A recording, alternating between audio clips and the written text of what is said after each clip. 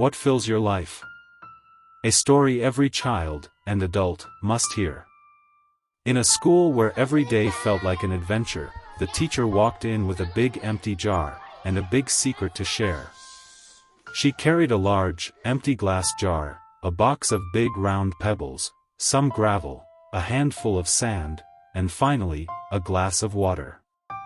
The students looked at her with puzzled eyes.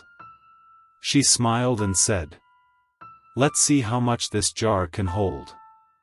First, she placed the pebbles inside. They clunked against the glass until the jar seemed full.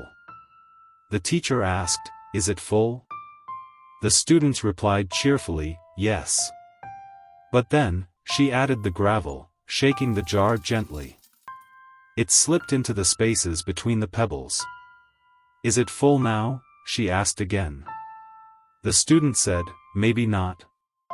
Then came the sand, flowing into every little gap.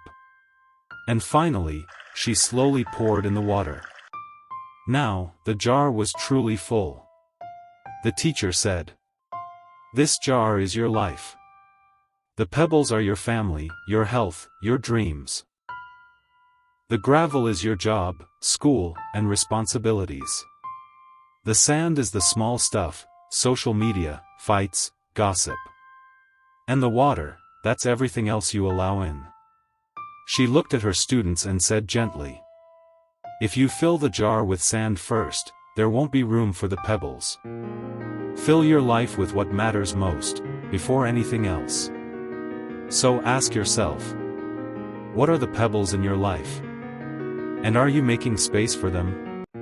Moral of the story: life is full, but only when filled in the right order. Prioritize the things that truly matter.